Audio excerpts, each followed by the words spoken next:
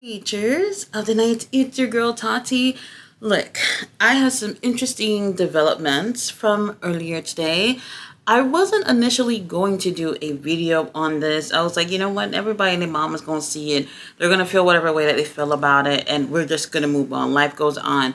However, some of these things that I've been seeing in terms of comments and the dirt sheets and things like that has just been so weird to me. And I feel like, you know what, why don't I do something and talk about this and be like that one of those few voices of reason, of logic in this situation. So let's talk about these releases from AEW, not just from today, but there was one on Friday as well. We'll talk about that in a second. So today, what we have is that there were three wrestlers who were removed from the AEW roster page, and that's Ricky Starks, Malachi Black, and Miro. These are three people that have been extremely underutilized. Miro, we haven't seen him since 2023 of World's End. I believe that was the last match he had. Where he had that match with Andrade, very strange match where it was a one-sided beef between Andrade and Miro, and Lana being the valet in the situation. Very strange. But Malachi, we've seen some things here and there. I think the last match he probably did a trios match, I want to say, something along that lines. We did get a chance to see him go against Adam Cole. There's a couple of things here and there we got a chance to see him do. And Ricky Starks, we have not seen him in action within AEW since the tag tournament that they were doing earlier last year after he lost the titles. They lost the titles to Sting and Darby. Sting and Darby had it for one fucking night, and they did a whole tag tournament just to give it to the Young Bucks once again. And he had what people thought was an injury. It didn't seem like he was injured during that match, but since then we have not yet seen him within AEW. He has been doing other things, like in terms of being a part of HOG. He's been doing some matches there. And he had, over the weekend, won the Defy Championship over there as well. So, you know, there's been some things going on with him outside of AEW. Now, I will be the first person to tell you that I wanted to see these guys succeed within AEW, or wherever they are. It doesn't really matter to me, but, you know, these guys are on the roster. Anybody who's on the roster, you want to see them succeed where they are. And unfortunately, things just did not work out that way. Now, when this was put out there, here's the thing. When it comes to WWE, who also had releases over the weekend as well, and AEW, there are people who are literally stalking their roster pages like every single day. Several times a day, they're checking to see if anybody has been removed. And that's what happened. It's one of those situations where somebody saw that so-and-so were removed, and then they put it on the internet. And then here's all the dirt sheets. Or, oh, we have confirmed, Fightful has confirmed, Wrestling News Observer has confirmed. You didn't confirm anything. We all seen it, just like you are, on AEW's roster page, that these people are no longer there. Whatever. I don't care. Now, these people are gone, and some people are wondering about, okay, well, how about so-and-so, so-and-so, so-and-so, such as Ray Fenix or whatnot. I have to say something that I think people are missing here, that people have been throwing out here. And this is not to take Tony Khan's side. This is just to be the logic person in the room, which is, you have a company and you are signing people to be part of your company. That means that you legally draw a contract between you and the person who's working with you. For those of you who are sitting here for the past year or so complaining about, oh, how Tony Khan is adding days to their contract because they're hurt, Tony Khan cannot legally do this unless their contract calls for that. If they had drew a contract with Tony Khan where it states here that if I am injured, the days that I am injured has to be added on to my pre-existing contract, then that's what they signed for.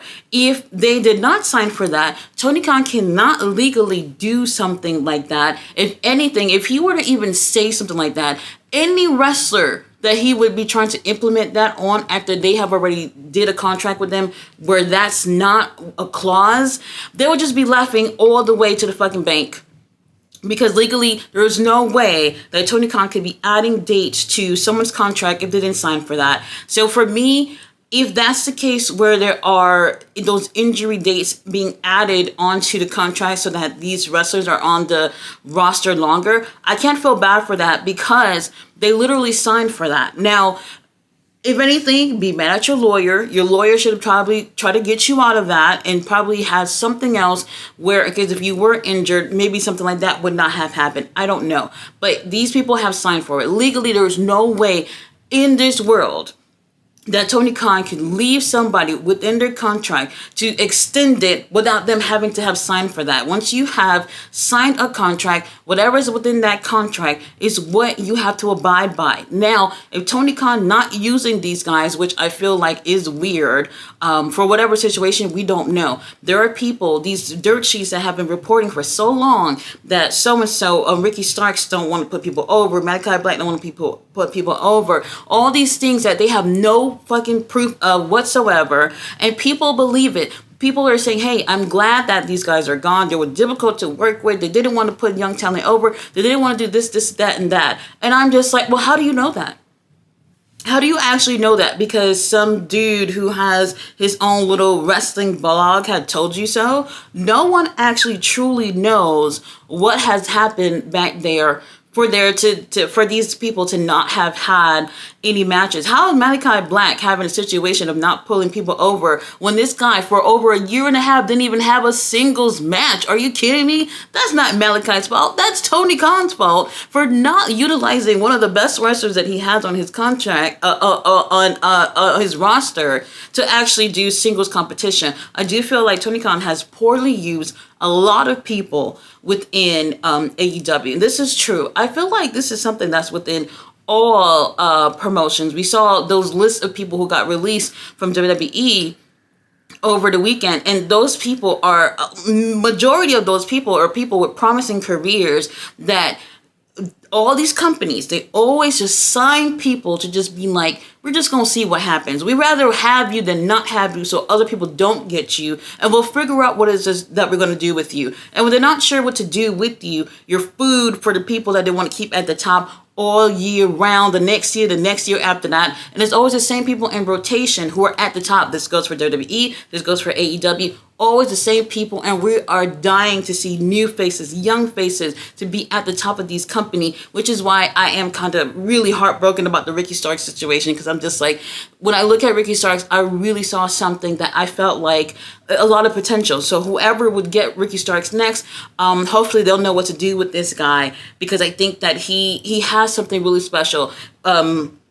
Malachi, Miro, they've had their time in WWE, and WWE wasted those guys, unfortunately. And it might be the same situation if they would go back there as well. We already see what's going on with wrestlers like Andrade, who people are already assuming is going to be getting the boot at some point. So it's not that, hey, we're going to go to WWE and get treated better. We see what it's like when a lot of these wrestlers go back and they're not treated the way they should. Look at Luke Gallows, Carl Anderson, who are being released for the billionth time again. So I don't know in terms of if they go somewhere else, if they will be treated better. But I do know that these promotions, they rather just have you and just see what can we do.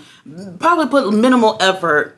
And if not, they'll put you for food on a platter for one of those big stars to take care of. Now, people are feeling sorry because Ray Fenwick's name was not listed. And I want to tell you this bullshit that I heard. So I'm going to get to the Ray Fenwick thing in a second. On Friday, we had, I don't know if you guys remember Bear Country, that also turned out to be the Iron Savages. We had Boulder, I'll show you a picture in case y'all don't remember which one is which from that group.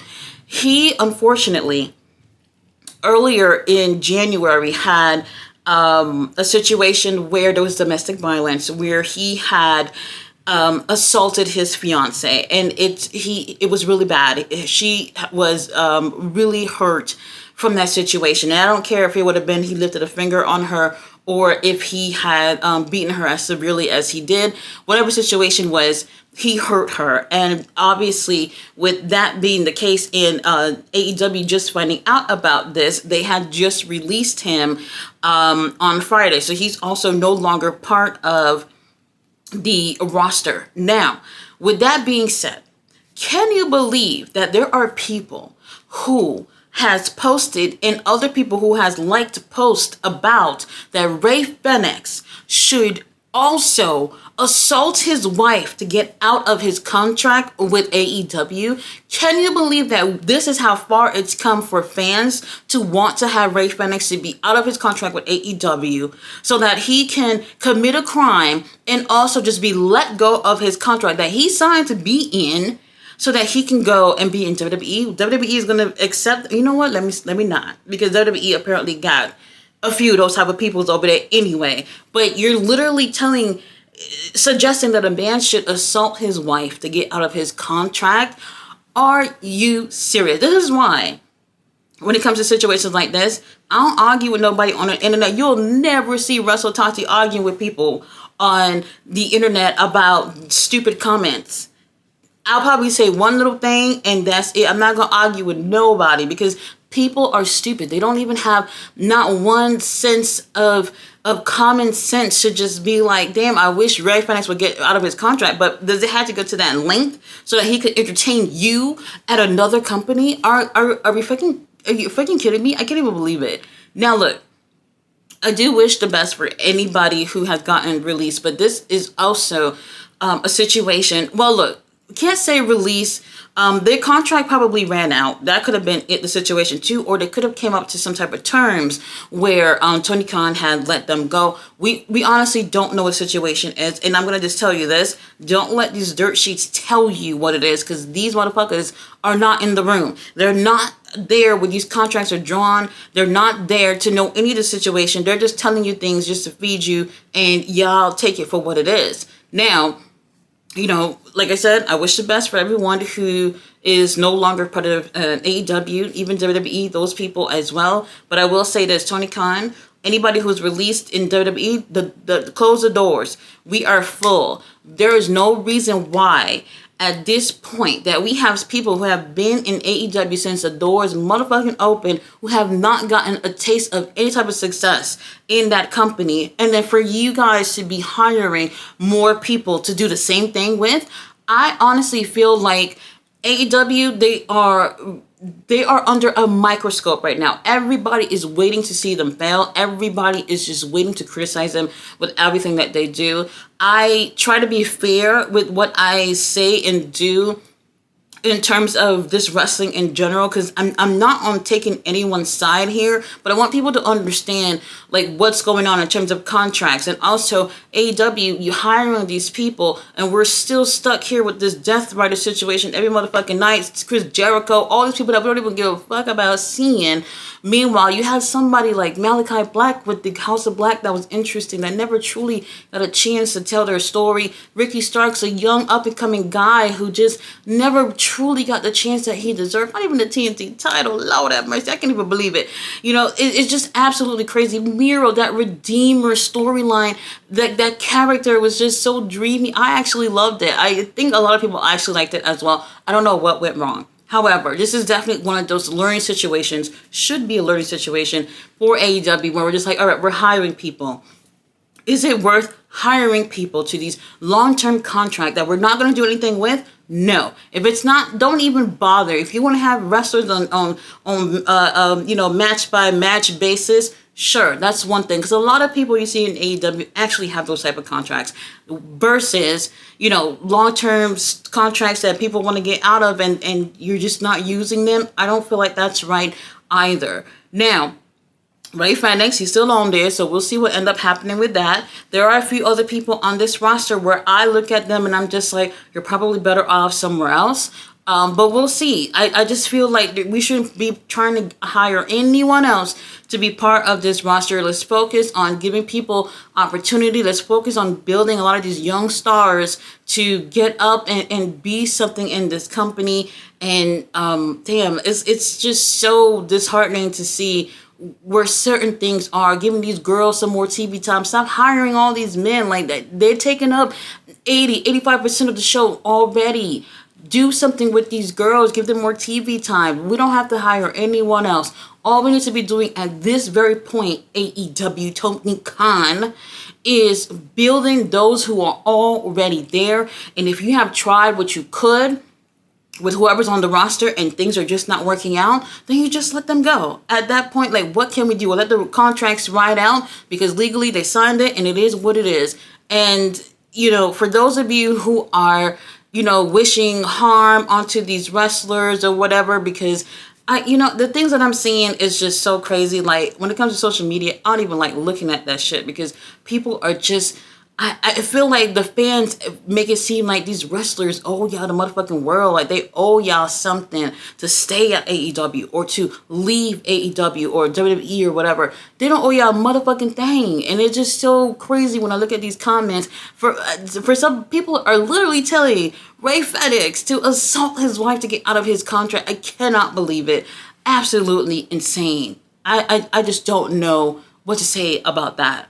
Now, guys, it's still a brand new into the year. We're just in February. We'll see where things go when it comes for wrestling all across the board.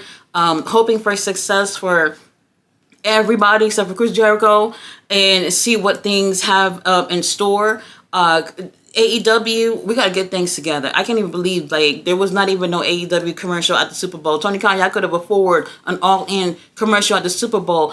This is what I'm saying. Don't hire nobody. Focus on marketing, all in. Focus on building your stars and all these things. Put the money and time into those things for what you have right now. And then when AEW has begun to flourish even more, have more success, then y'all can worry about hiring whoever else.